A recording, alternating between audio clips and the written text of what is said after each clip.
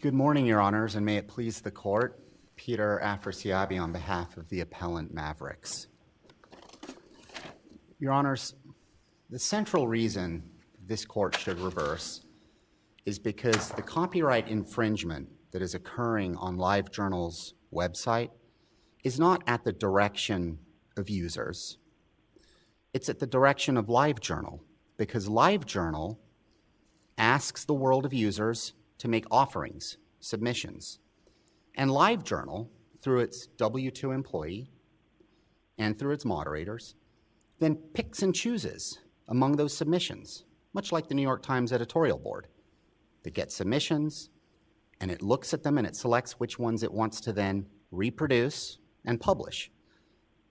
That act of reproducing and publishing comes after this manual, non-automatic, it's a volitional process executed by LiveJournal's employee and its moderators. That is the significant difference between LiveJournal and the existing DMCA immune businesses, such as YouTube and Veo, Veo being the YouTube equivalent in this circuit from this circuit's UMG case. This court held in Veo, and it followed the Second Circuit in YouTube, that those businesses were immune because the user uploads were automatically recast by the service provider. Okay. Users put stuff up and it just got published. It's a sort of blank canvas that received stuff and published it. And so the service provider was not involved in any business transactions or any transactions with respect to that content. And so here you have a service provider that has sort of mated itself in this sort of symbiotic relationship with the using public because it has a rule that says, give us full articles, give us articles, and give us pictures. Don't just give us a link to another site, we want the content. So they're asking people to deliver known, reputable, sourced content. And the record's clear. They don't want my musings or your musings or anyone in this court's musings about... So in your view, they're not conducting storage at the direction. Correct. The users don't get to direct the storage of anything. The users just make an offering. They then decide which ones are going to be stored and reproduced. And that act is different to YouTube and Veo. YouTube and Veo, users send stuff up and it's automatically just converted. All the service provider did in those cases is simply take a file and automatically convert it so it could be then put on the website and seen by the world.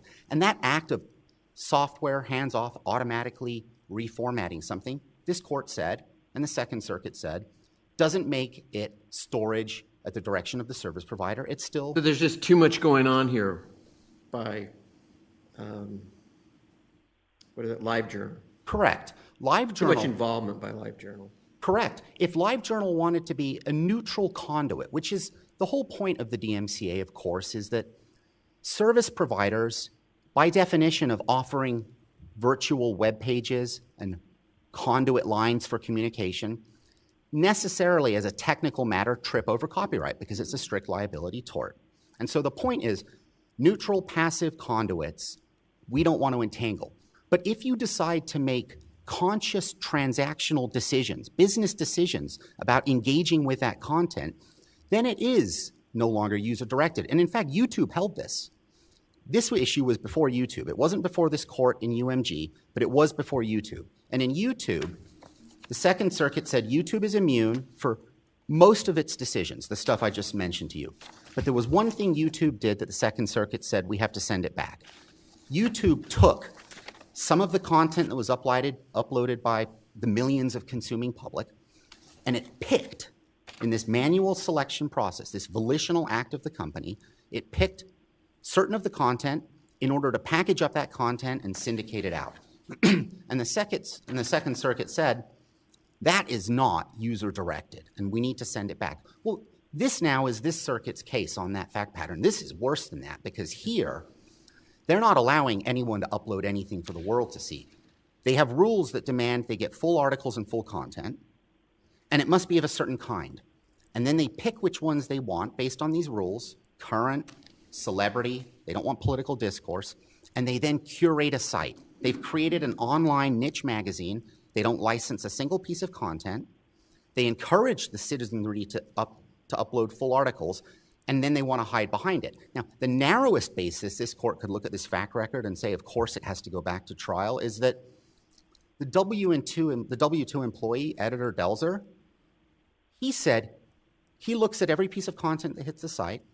He's one of the people that decides to approve publications. Our content hit their website, my client's content hit their website.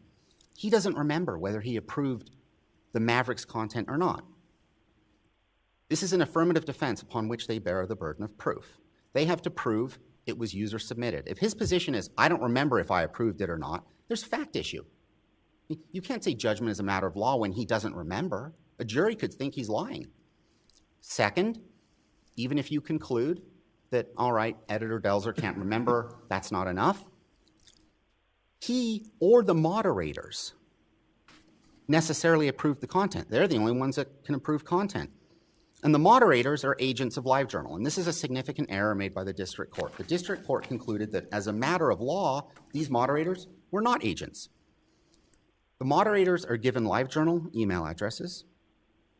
Editor Delzer critiques them and their performance. That's, for example, 16 ER 3424 shows that. He gives them guidance on how to moderate these rules to make sure they get the right content up. That's 16 ER 1326. You can look at 3404 or 3424 of the same volume 16. He tells the moderators to avoid certain content from certain sites, to get more content from these, and then he reviews everything. Those moderators then are agents of LiveJournal. They're performing duties that inure to the benefit of LiveJournal. Well, the district court said they didn't qualify as agents as a matter of law. And correct. And so our contention, Your Honor, is that you cannot say on that fact record when people are given addresses, they're given rules to moderate, they're given direction, they are told how to perform for their master, that they are not agents as a matter of law. The most you could say is there's a fact issue. Now, I think on this record, people who... Well, I understand what the district court said and what their argument is that you shouldn't read common law agency into the DMCA, this provision.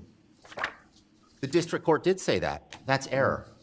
Fung, in the district court, did use the restatement. And the reason Fung used the restatement in the DMCA context is because the United States Supreme Court cited to the restatement in the copyright context. Now, the Supreme Court case, of course, wasn't a DMCA case. It was before the internet.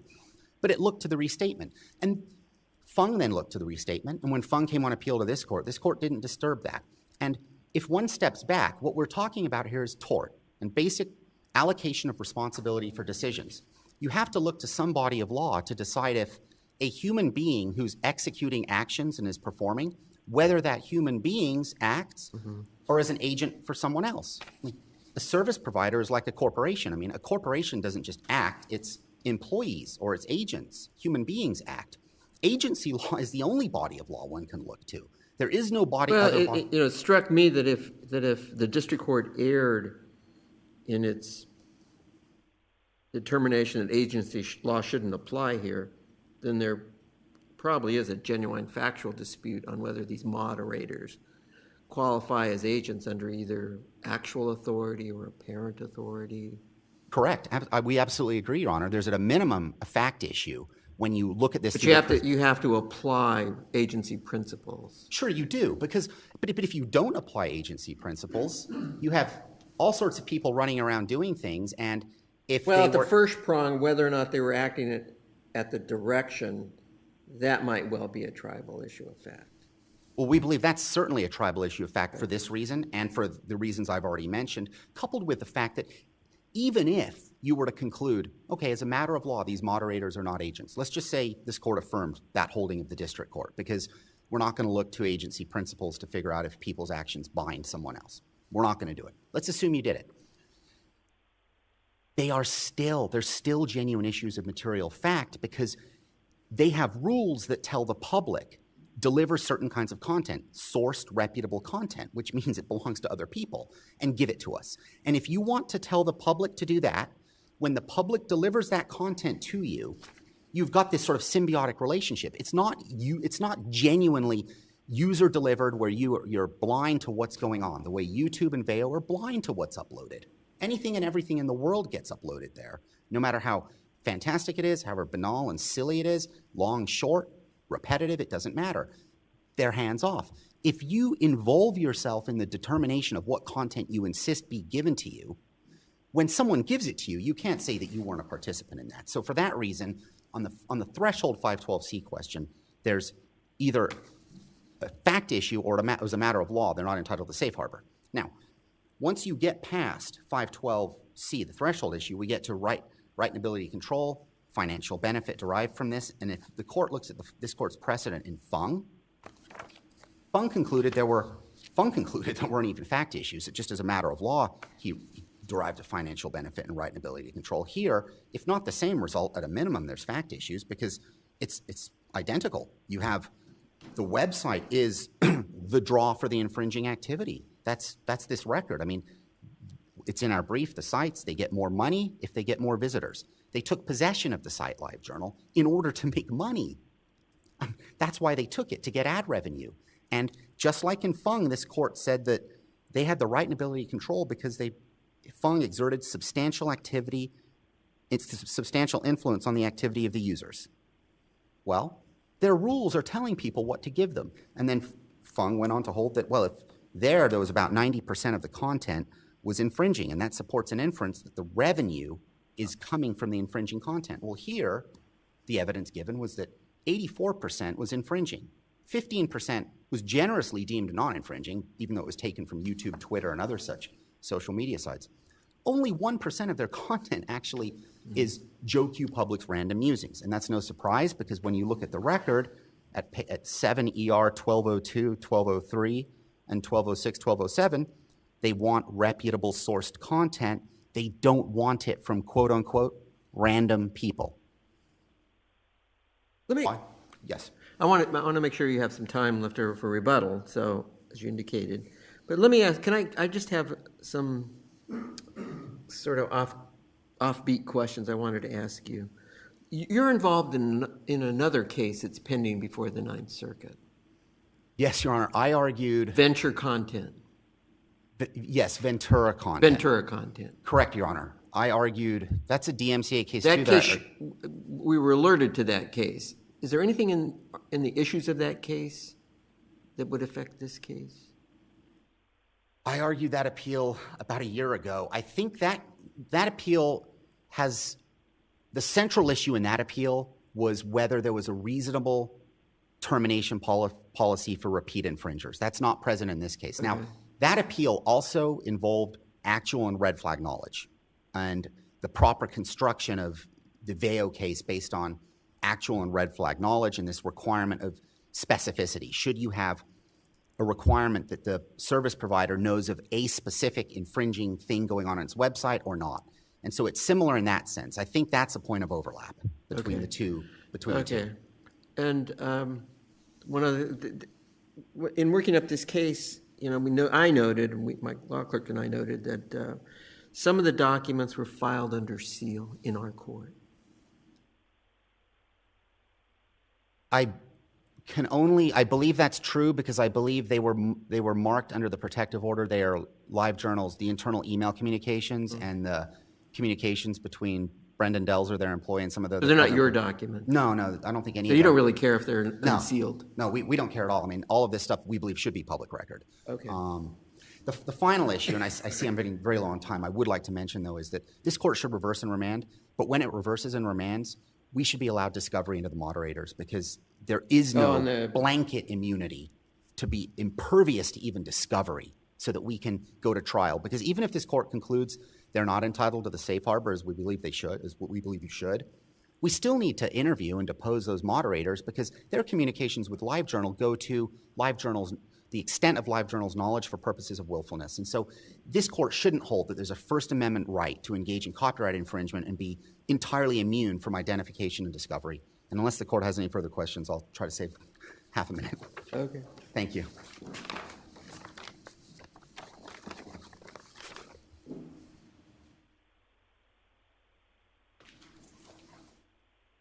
Good morning. May it please the court. Wayne Barsky for Appellee Live Journal. My friend Mr. Afrasiabi said at the outset of his remarks that the central question here was whether or not the infringement was directed by users of the Live Journal service. And if I could correct that, the central question is actually whether or not the materials alleged to be infringing were stored on the Live Journal service at the direction of users. That's the language of the DMCA. And on that issue, this was wholly undisputed in the court below, and it is undisputed now. The very first paragraph of the appellant's responsive brief towards the end concedes that it is the users of the Live Journal service, not the moderators and not Live Journal, who have uploaded files that they have chosen and stored those files on the Live Journal service. What counsel is pointing out is that there are volunteer moderators, 8 of them, as well as one moderator who used to be a volunteer moderator, meaning a member of the community. These are users of the service.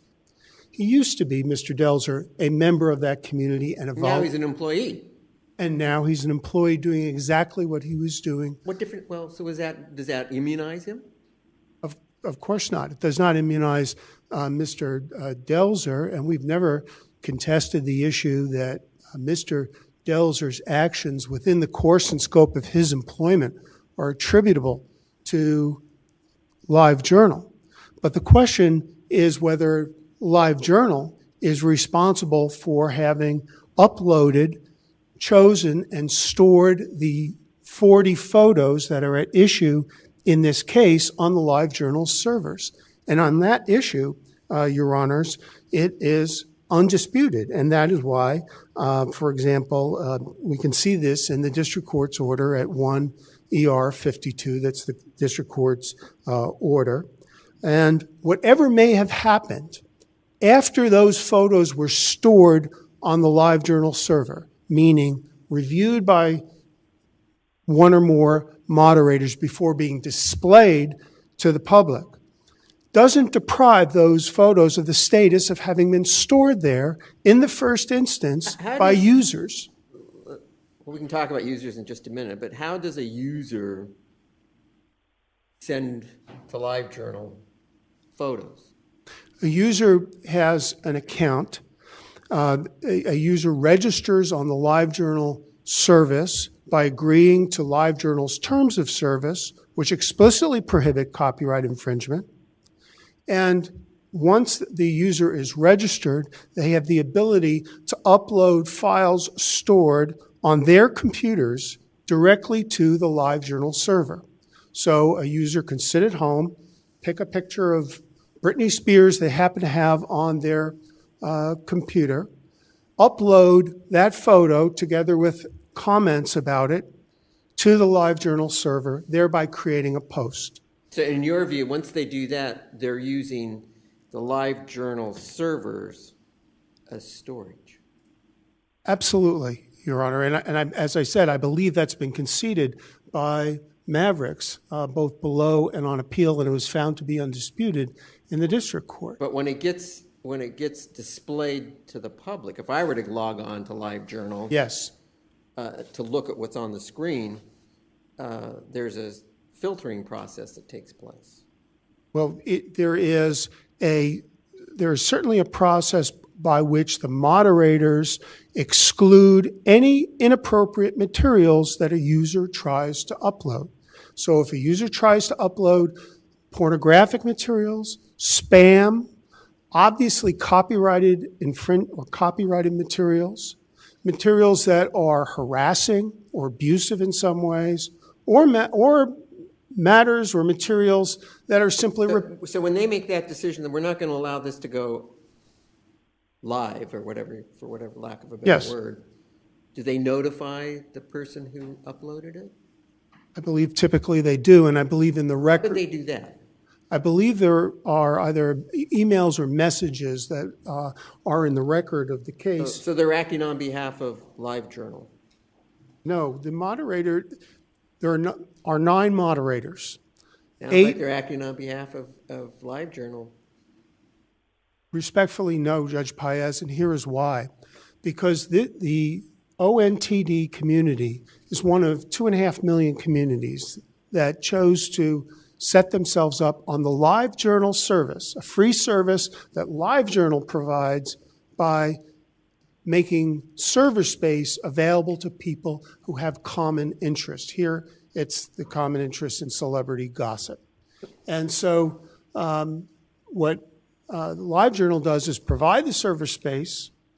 What the community does is create their own website, create their own content.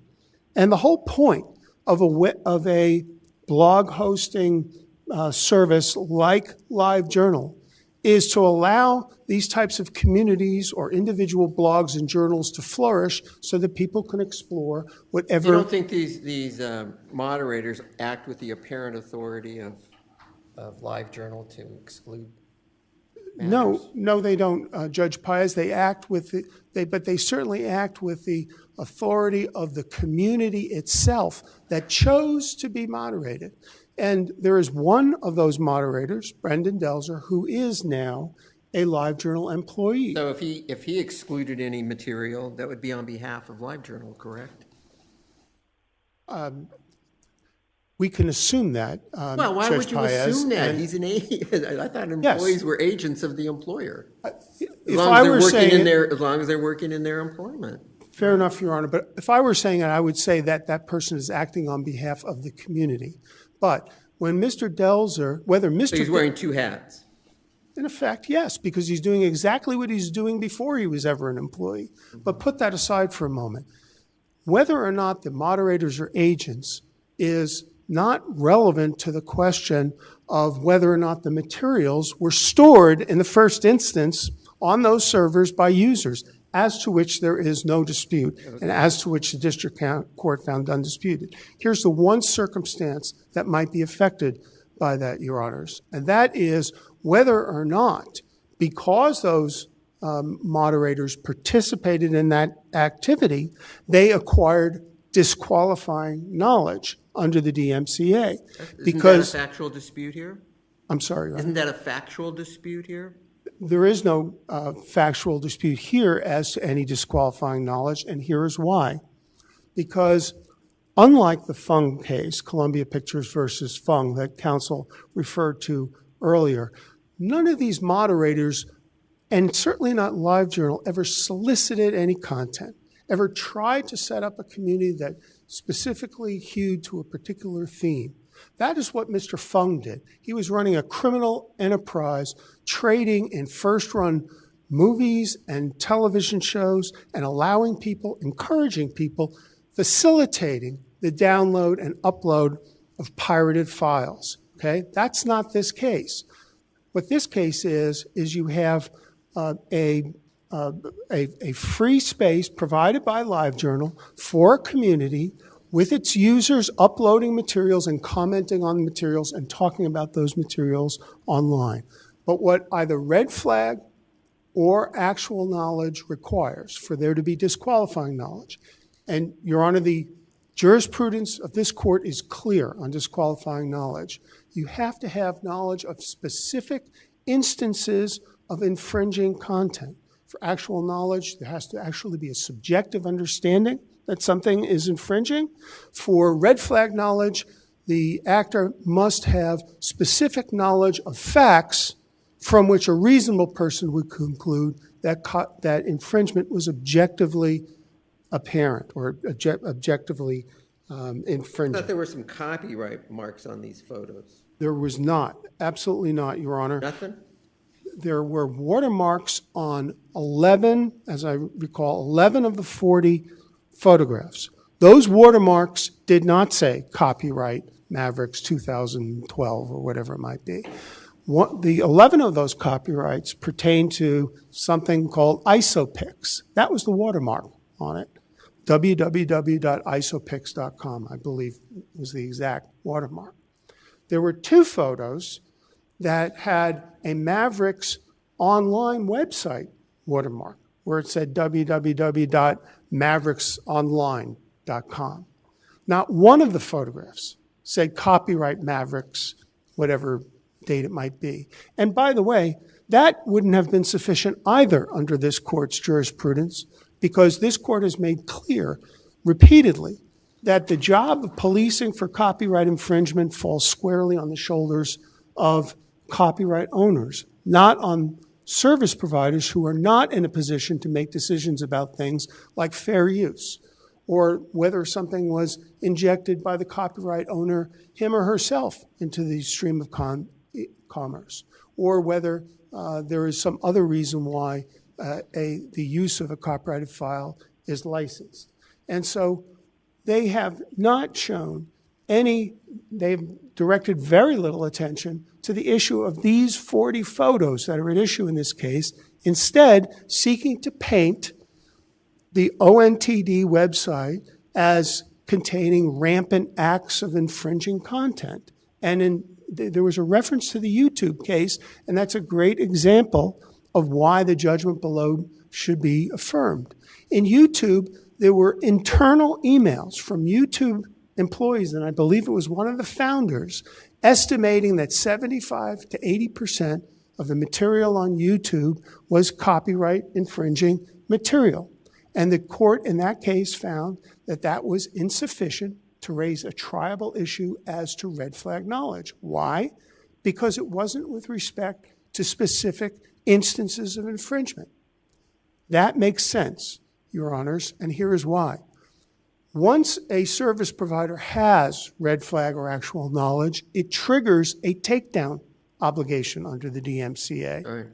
And so if you don't know what specifically is infringing, then you don't know what to take down. And so it would be anomalous to find that. There's one other requirement too that could get you, where you could be accepted from the safe harbor, and that's Yes. does not receive a financial benefit. That's correct. Now, don't you guys receive doesn't LiveJournal receive a financial benefit from these photographs?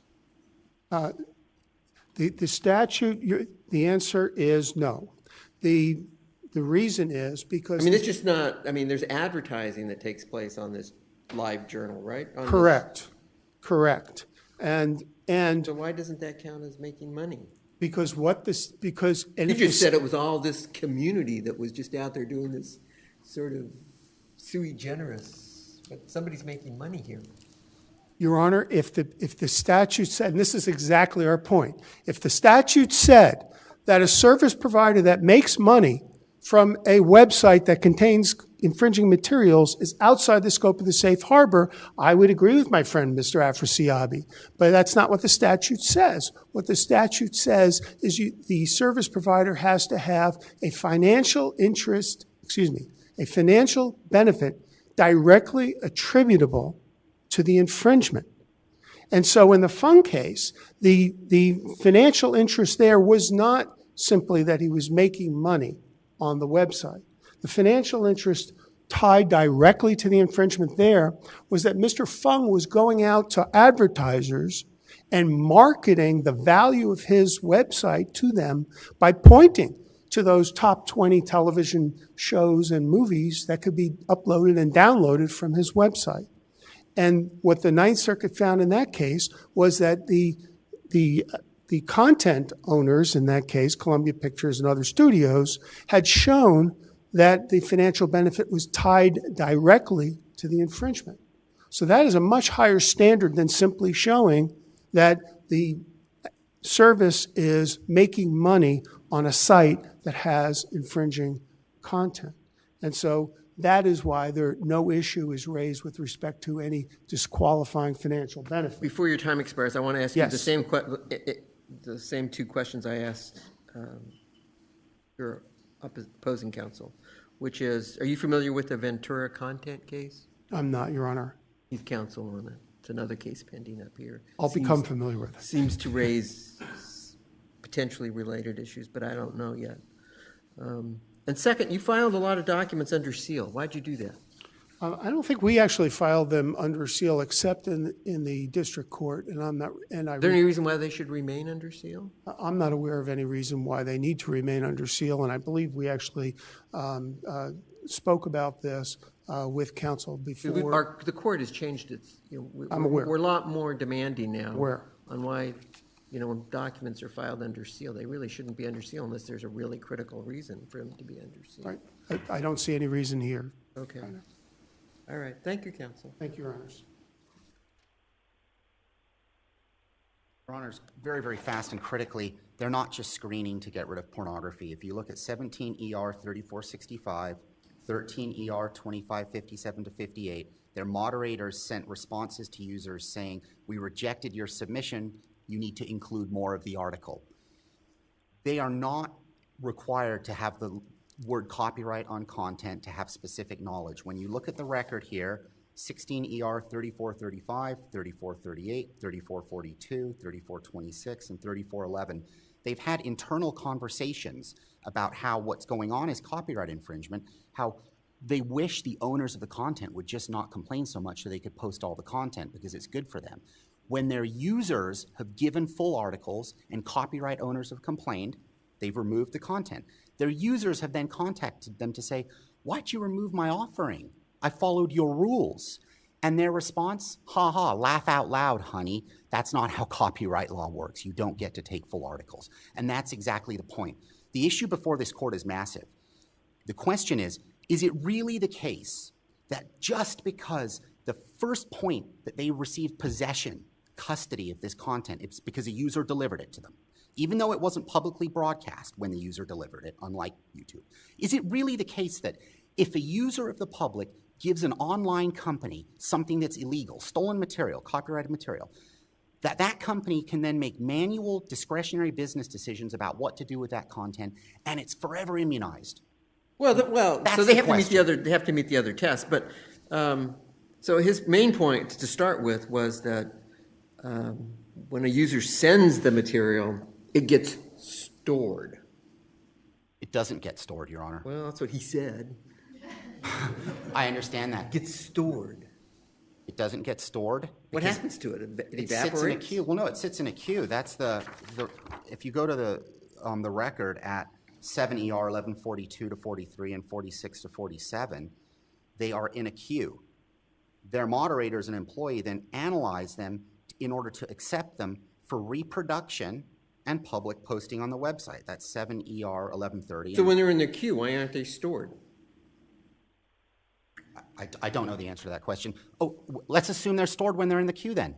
That's not the infringing act we're talking about. We're talking about the public reproduction and display of it. And so that's the question. If they're in because they're in a queue being reviewed, they're technically stored. And by the way, storage under VEO required the user to be able to access what they stored. The user here can never access their submission unless it's accepted. So it's not even storage within the way VEO talked about storage. But even if technically it's residing on their server somehow, does that mean then that they can come along and do anything they want with it? Because the first point of contact with the copyrighted content, it happened to get stored on their servers by a user. And so now it's like a money laundering scheme. The stuff's clean. We can do whatever we want with it. That's the big issue before this court. You see, they don't want to be like YouTube because YouTube accepts anything and everything. And so your website's a mess. It's filled with noise and junk. They want to curate a very specific kind of website with a very specific kind of content. They get 300 submissions a day. They pick 100 of them. That's to make an online People magazine. But they don't want to pay like People magazine does to my client and other authors for content, because they want to stand behind the DMCA. And that's why this court's en banc decision in Roommates is very important. Roommates, dealing with another internet immunity, said there has to be some level of parity. I mean, after all, if a user can give them anything they want, and then they can decide to publish it or not publish it, and they get to say, not us, it's the user, we're immune from copyright infringement, why isn't the New York Times similarly immune? I mean, if I know Judge Noonan's an author, if I send Judge Noonan's book to the New York Times, and the New York Times editors publish it, Judge Noonan's copyright has been infringed when that newspaper comes out. Hands down, there's not even a question about it. The New York Times doesn't get to say, no, no, no. Even though we published Judge Noonan's book, Peter Afrasiabi sent it to us, so, he's the user, we're immune. The construction they're asking for creates a dramatic break between on and offline infringement, and that was never the intent of the DMCA, and that's the Roommates case. You're over your time. Thank you very much, Your Honors. All right. Thank you, counsel. Interesting case. The matter is submitted. That's it.